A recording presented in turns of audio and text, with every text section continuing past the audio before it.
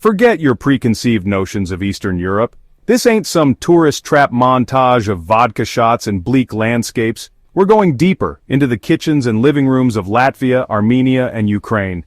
We're here for the stories, the ones etched on the faces of the women who hold these societies together. These are countries in flux, grappling with economic shifts, political upheaval, and the ebb and flow of globalization. We're not just here for the history, but for the living, breathing present. To understand the pulse of these nations, you gotta listen to the women. They're the ones navigating the new world order, often carrying the weight of tradition and change on their shoulders.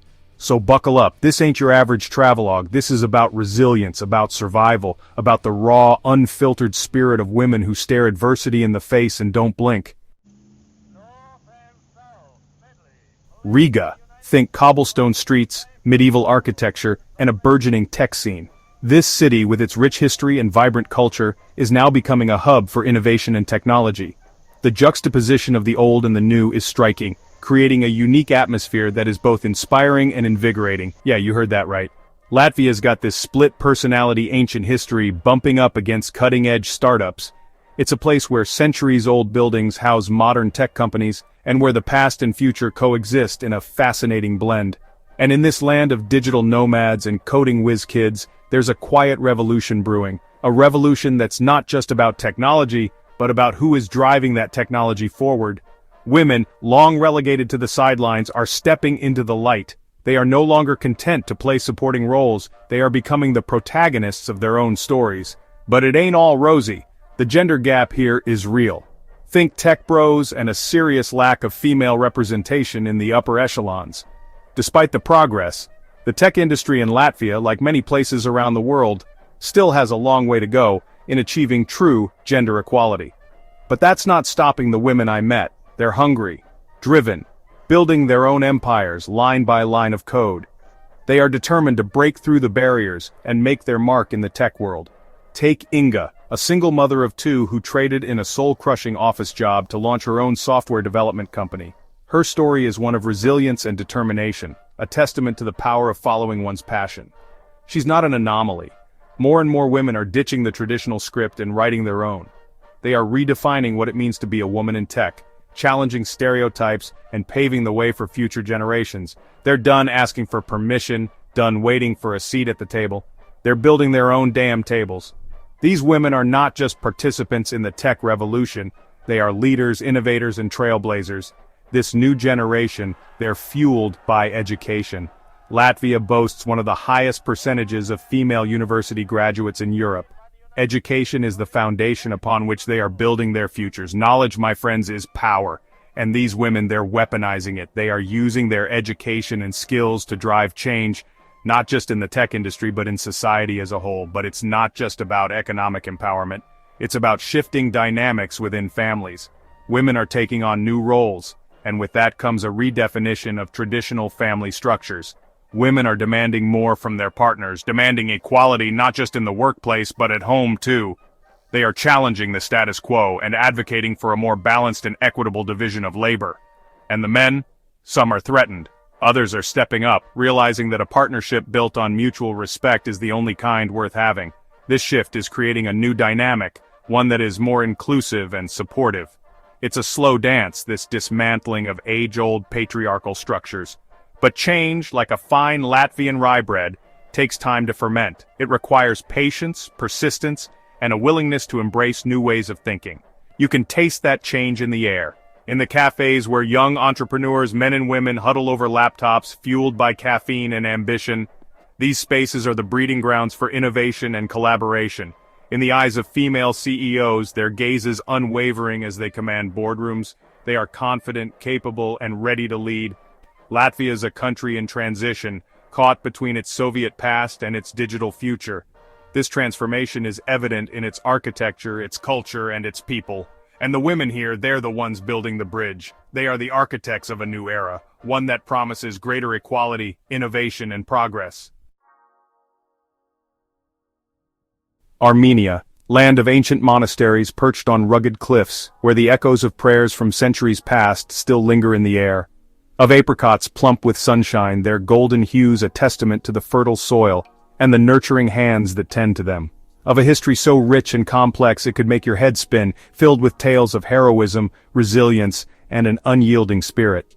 But beneath the surface beauty, there's a deep melancholy, a sorrow etched into the very fabric of the nation. Centuries of invasion, genocide, and economic hardship have left their mark, scars that run deep and are slow to heal. And it's the women, as always, who bear the brunt of it, their strength and resilience tested time and again.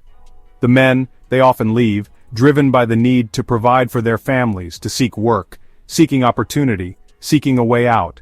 They find themselves in foreign lands, working tirelessly, often in harsh conditions to send money back home.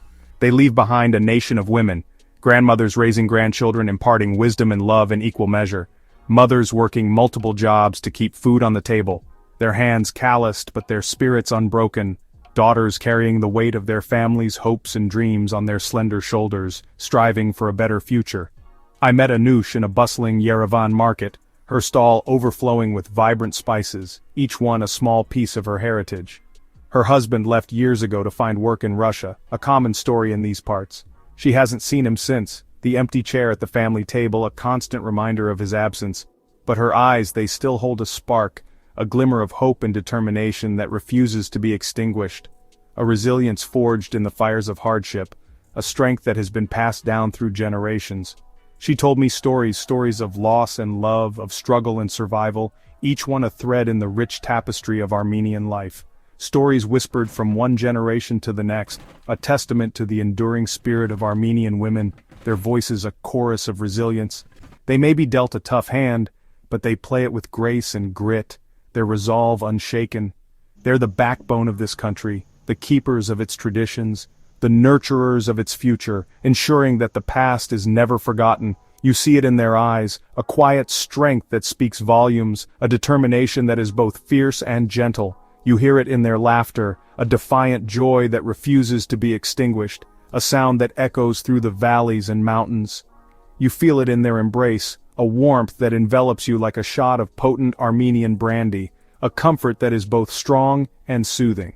They're not afraid to fight for what they believe in, to speak truth to power, their voices rising in unison for justice and equality.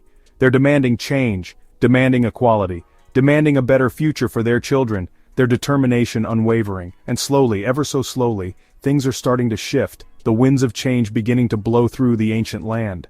Women are entering politics, starting businesses, challenging the status quo, their voices growing louder and more confident. They're reclaiming their narrative, rewriting the script of what it means to be a woman in Armenia. Their stories a testament to their strength and resilience. Chapter 3. Ukraine, Beauty Amidst the Ruins. Ukraine.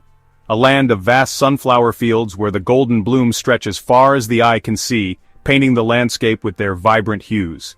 These fields are not just a testament to the country's agricultural prowess but also a symbol of hope and resilience.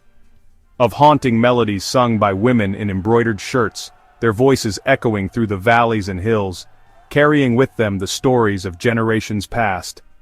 These songs are more than just music, they are a living history, a connection to a time before the conflict, of a spirit that refuses to be broken. But it's a spirit tested by fire, by conflict, by the ever-present threat of violence. The war in the East has cast a long shadow over this nation, leaving scars both visible and invisible. And it's the women, once again, who find themselves on the front lines. They're the ones volunteering in hospitals, offering not just medical aid, but also a comforting presence to those in need, tending to the wounded, both physical and emotional. They're the ones keeping families together, providing a sense of normalcy in the midst of chaos. Their strength is a beacon of hope, a reminder that even in the darkest times humanity can shine through, holding on to hope in the face of unimaginable loss. They're the ones picking up the pieces, rebuilding their lives, their communities, and their country. Their resilience is a testament to the unbreakable spirit of the Ukrainian people, their country. I met Natalia in a makeshift bomb shelter in eastern Ukraine. Her eyes, they held the weight of the world. She'd lost her husband in the fighting, her home reduced to rubble, but even amidst the devastation there was a flicker of defiance. She told me, "They may take our land, our homes, but they will never take our spirit." Her words resonated deeply, capturing the essence of the Ukrainian spirit. It's that spirit, that unwavering resilience, that defines Ukrainian women. They're not just victims, they're survivors, They're fighters. They're artists and entrepreneurs, each contributing to the fabric of their society in unique and meaningful ways. Doctors and teachers, mothers and daughters, sisters in arms, they're demanding peace, demanding justice, and demanding a future where their children can grow up without fear. They're organizing protests, running for office, and raising their voices in unison to say, enough is enough, and their voices are being heard. The world is watching, inspired by their courage, their tenacity, and their unwavering belief in a better tomorrow. Ukraine's story is far from over. It's a story of resilience, of resistance, and of the indomitable spirit of women who refuse to be silenced. These women are not just fighting for their own survival but for the future of their nation. They are the backbone of Ukraine, the silent strength that keeps the country moving forward. Demanding a future where their children can grow up without fear. They're organizing protests, running for office and raising their voices in unison to say, enough is enough.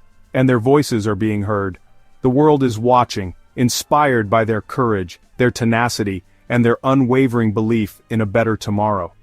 Ukraine's story is far from over. It's a story of resilience, of resistance, and of the indomitable spirit of women who refuse to be silenced. Their unwavering belief in a better tomorrow. Ukraine's story is far from over. It's a story of resilience, of resistance, and of the indomitable spirit of women who refuse to be silenced. Of the indomitable spirit of women who refuse to be silenced. We've only scratched the surface. The stories of these women, their struggles, their triumphs, their sheer tenacity, they stay with you. They're a reminder that strength comes in many forms. It's not always loud or aggressive. Sometimes it's the quiet determination of a woman rebuilding her life, brick by brick. These countries, they're not just dots on a map. They're living, breathing testaments to the power of the human spirit, particularly the spirit of women who refuse to be defined by borders or circumstance. So go, see for yourself. Taste the pierogies in Ukraine, sip the wine in Armenia, wander the streets of Riga. But more importantly, listen to the women. Their stories will stay with you long after you've left. And hey, if you found this little journey insightful, you know the drill, like subscribe and share the love. There's a whole world out there waiting to be explored.